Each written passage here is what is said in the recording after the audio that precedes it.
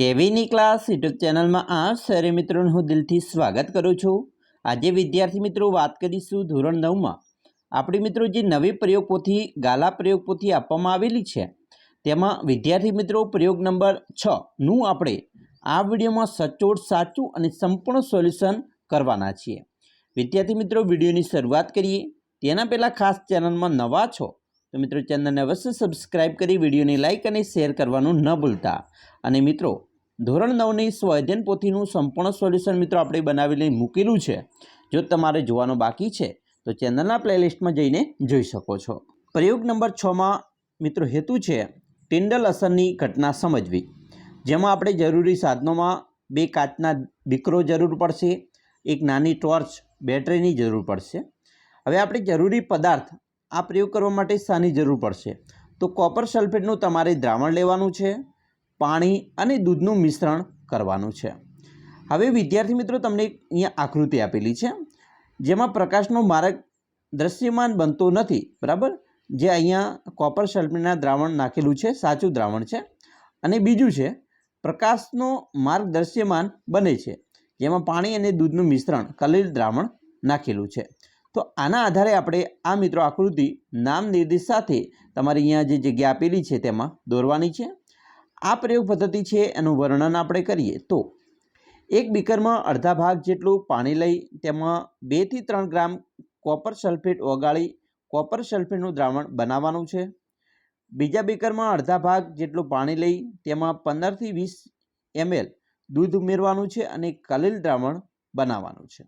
હવે બંને બીકરના દ્રાવણમાંથી નાની ટોર્ચ જે બેટરી છે એના વડે પ્રકાશના કિરણોની વારાફરતી પસાર કરવાનું છે અને અવલોકન કરી અને નોંધ પણ કરવાની છે। તો અહીંયા અવલોકન છે એની વાત કરીએ તો દ્રાવણનો પ્રકાર છે કોપર સલ્ફેટનું દ્રાવણ જે સાચું દ્રાવણ છે। દ્રાવણમાં પ્રકાશના કિરણો પસાર કરતાં શું થાય છે એટલે કે પ્રકાશનો માર્ગ દ્રશ્યમાન થતો નથી। 2 પાણી અને દૂધનું મિશ્રણ જેને કલેલ દ્રાવણ કહેવાય જેમાં પ્રકાશનો માર્ગ દ્રશ્યમાન થાય છે। તો આના આધારે આપણે નિર્ણય ઉપર આવીએ કે આમ પાણી તથા દૂધના મિશ્રણમાં પ્રકાશનો માર્ગ દ્રશ્યમાન થતો હોવાથી તે ટિન્ડલ અસર દર્શાવે છે। આ પ્રયોગના આધારે આપણે જ્ઞાન ચકાસણીની વાત કરીએ તો વિકલ્પ સ્વરૂપે જે પહેલો પ્રશ્ન આપેલો છે નીચેના પૈકી એરોસોલનું ઉદાહરણ કયું છે તો જવાબ આવશે ડી ધુમ્મસ।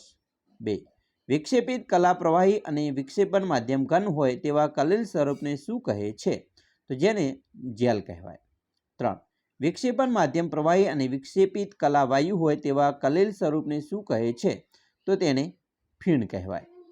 4 ડહોળું પાણી શાનું ઉદાહરણ છે તો એ ડી નિલંબિત દ્રાવણનું ઉદાહરણ છે। 5 નીચેના પૈકી શામાં ટિન્ડલ અસર જોવા મળે છે તો જવાબ આવશે ડી સ્ટાર્ચનું દ્રાવણમાં। હવે આપણે વ્યાખ્યા જોવાની છે જેમાં પહેલી વ્યાખ્યા છે કલેલ, જે દ્રાવણમાં દ્રાવ્ય પદાર્થ દ્રાવકમાં વિક્ષેપિત અવસ્થામાં હોય તો તે દ્રાવણને કલેલ દ્રાવણ કહે છે।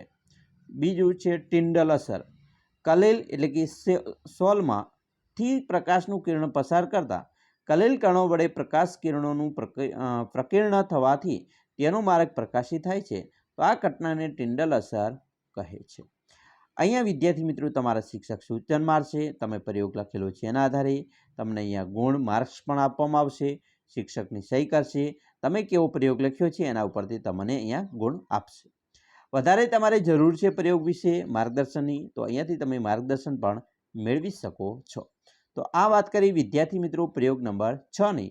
હવે આપણે નેક્સ્ટ વિડીયો પ્રયોગ નંબર 7નો બનાવીશું અને ખાસ ધોરણ 9ની જે સ્વાધ્યાયન પોથી આવેલી છે તેનું પણ સોલ્યુશન જોવાનું બાકી છે તો ઝડપથી આપણી ચેનલના પ્લેલિસ્ટમાં જઈને જોઈ શકો છો। આશા રાખીએ છીએ તમને આપણો વિડીયો ખૂબ જ ગમ્યો હશે અને વિડીયો ગમ્યો હોય તો વિદ્યાર્થી મિત્રો લાઇક, શેર અને સબસ્ક્રાઈબ કરવાનું પણ ન ભૂલતા।